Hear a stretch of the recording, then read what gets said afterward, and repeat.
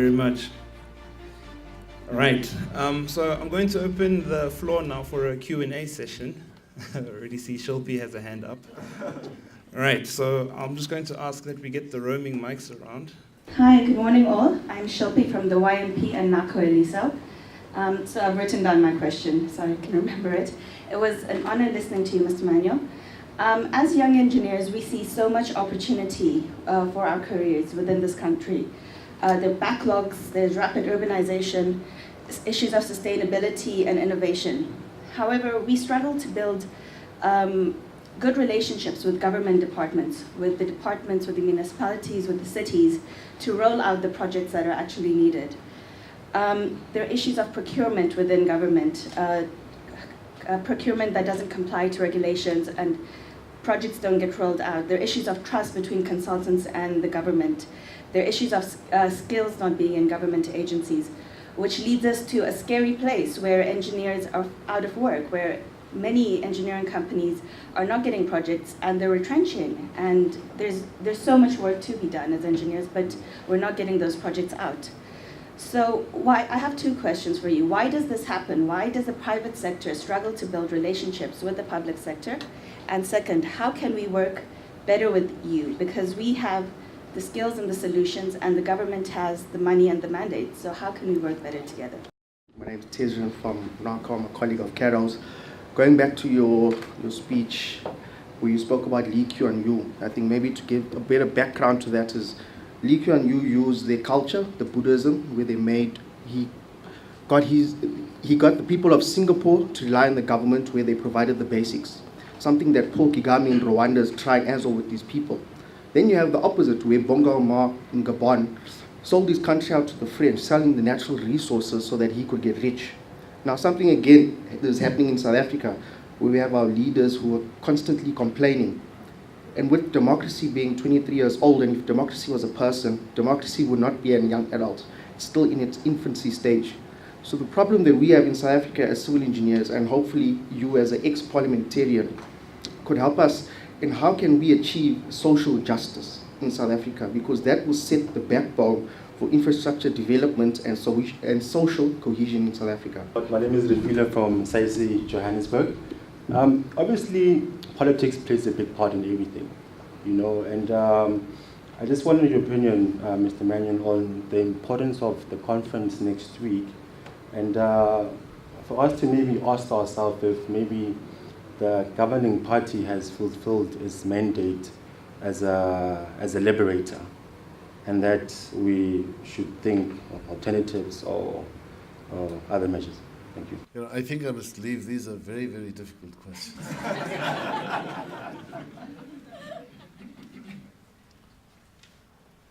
I think that Shilpi, your question is a very complex one, because that hasn't been a constant.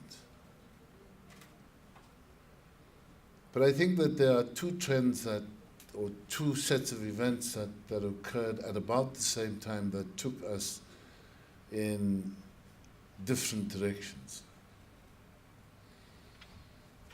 The one trend is that for the hosting of FIFA 2010, there was a heck of a lot of engineering opportunities. And then there was the collusion between construction companies where they doled out work, set prices. It's a horrible, horrible, horrible story. And I think that that has contributed greatly to a large part of the breakdown of trust. So that's one part of it. The other part of it is that within government, there is undoubtedly so much corruption, so much violation of legislation. I mean, you only have to take a bit of time each day and read what's happening at the ESCOM inquiry in Parliament to understand just the scale of the problem. And when you have problems in that order of magnitude, then it limits the ability to do other things.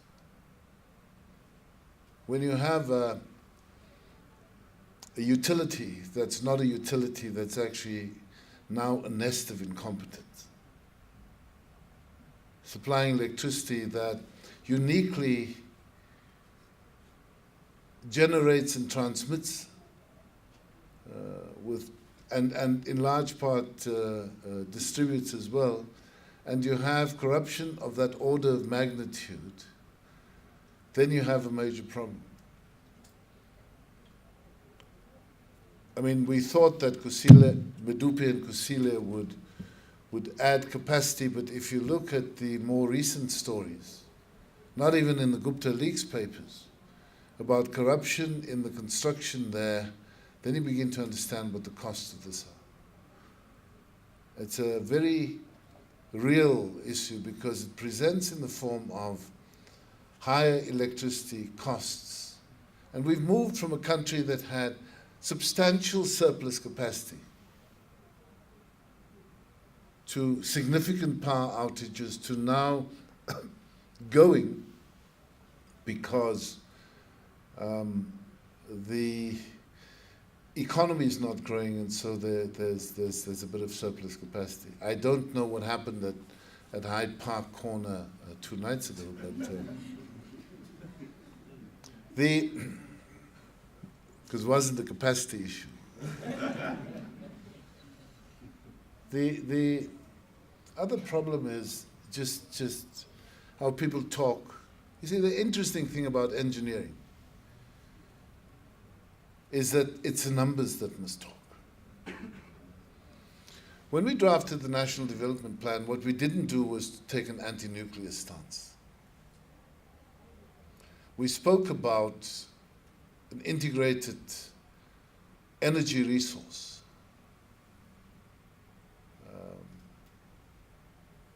And we said that there may come a time when you need nuclear as an additional source, but you need to cost it against other sources. The problem about nuclear is that the construction of a fleet of nuclear power stations is horrendous.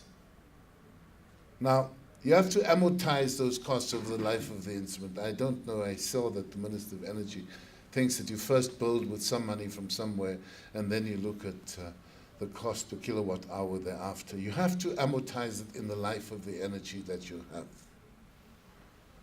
And you're not going to be able to do that until you've done a life cycle costing exercise and discuss it openly and honestly. Because if you do this, if you build this fleet of nuclear power stations, and you don't first do the numbers, then you will end up with a situation where you can't afford to pay people social grants and you can't afford to educate the populace because you're paying it all to some foreign company that has built this fleet of nuclear power stations.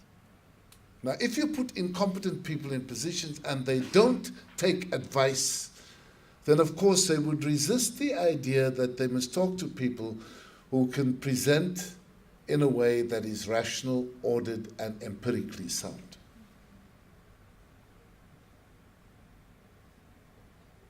Now this issue is likely to play out over the next period, but I do think that, you know, I've been engaging also with the Institute of Chartered Accountants in the last while. Part of what the professions have to do is to kind of take account of what's gone wrong, and then as a profession to get up and say, this has been wrong, these are the steps we will take to prevent this in the future, because if you continue in this rut where that's the only parameter that you ever look at us with, then we will never be able to transform this country and provide the infrastructure for a better life for people. So I think in as much as it's government, the industry must step up to the plate, and it's across the board. It's across the board, and one of one of the challenges that we haven't been able to get our heads around is in the language. When you say, well, I work for a firm of consulting engineers, people say, you consultants have stolen money everywhere. Yet we know that if government had to employ all of the consulting engineers and build in the capacity, then government wouldn't be able to do anything else. You need arrangements, and I think part of what we must discuss is how you have a scheme of arrangements that's different, how people contract differently for services, and how you have transparency in the contracting process. I mean, go back to ESCOM, just look at the invoices issued by Trillion. 494 million rand times 2 invoices on the same day for services rendered. Now, when you allow that kind of behavior, then you impoverish future generations. And people who know what's wrong must actually raise a voice about this.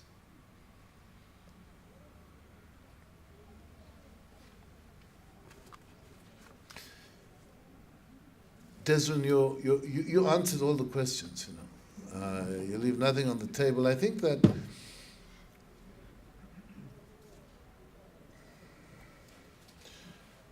our Constitution is set up to provide the social justice you speak of. If you look at the preamble to our Constitution, it makes a series of commitments. It commits a country to have an open society based on social justice, where there's equality before the law. Now, equality before the law basically means equality before the law. I pay my taxes, you pay your taxes. The president pays his taxes. It also means that you must have institutions within the criminal justice cluster that do their work. Pravin Gordon raised the fact yesterday that it was the first birthday of the State of Capture report this week, and there hasn't been a single inquiry by any of the institutions within the criminal justice cluster. Nothing. How can they not have noticed? And for those of you who will feel, regardless of what happens tonight in Bafana's game, but the Gupta Leaks papers are now available to everybody, so you can feast and stay out of trouble. Just feast on that. But that's what the struggle. Similarly, you see the preamble to the Constitution speaks of the obligation to raise the living standards of all citizens and to free the potential of each person. Now, if you say raise the living standards, you can't say, well, Mrs. Lamini, you got a house. Do you remember you got a house, an RDP house in 1996? Now, we've raised your living standards. It's a continuous process that needs good measurement and good accountability and a parliament that actually is engaged with these kinds of issues. And similarly, nobody must tell me that you've started discussing freeing the potential of people unless there's an appropriate intervention to ensure that the child of a poor person and the child of an affluent person have access to the same good quality education. Until then, you can't actually have on the table a discussion about how you free the potential of each person. I feel where there's a conference next week, which is a conference of what they call the timers. It's veterans and stalwarts. That's next week. Oh, yeah. Look, let me tell you, I caused trouble. I spoke at UJ last night, and I said there that I have a sense that the conference may actually collapse in a heap before it gets underway, because the conflicts and credentials may be so large. It's what you've seen in KZN, it's what you've seen, and the NEC sitting this weekend will try and deal with this matter. You go to many localities, you go to a ward Ward number 98, it might be in Mofolo. And in Ward number 98, there are two different sets of people who both believe that they are legitimate and legitimately elected branch leadership. And both of them will rock up at the conference at Nasrec on the 16th or the 15th of December and say, no, we are both here. And so how do you transcend that? Because you haven't looked after these issues in the course of it. The second issue that is important is, yes, it is important to ensure that the elections produce the appropriate leadership. And of the options on the table, I don't hesitate in saying, of the options on the table, I don't hesitate to say that Cyril Ramaphosa leads a better team. But it's very important. You see, times of crisis are times of introspection. What's gone wrong? How can a movement that has such a strong tradition of providing hope to people have lost hope?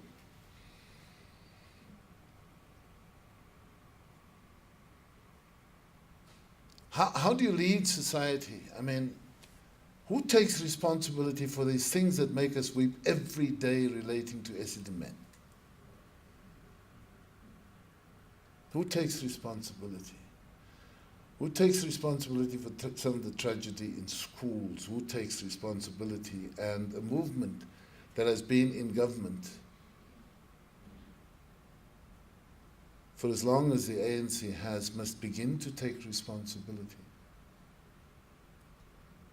So what's gone wrong? What are the impediments to this great program that has been drafted? Why has the NDP not been implemented in any shape or form? These are fundamentally important questions. And unless the ANC is willing to introspect and answer those questions, you replace the existing leadership with a new leadership structure. You've not sorted out the accountability frameworks, and you repeat the same issues. And that is the risk that we're at now. Now, the question is whether it's about this election or the 2019 election. Because the ANC in its tradition, the fact that it's lost government in most of the major cities in this country, it's a telling tale. Why are urban working people turning their backs on the ANC, or is it that the ANC has turned its backs on them? These are, I think, important questions that the ANC will have to introspect on. But let's talk a bit of engineering this morning.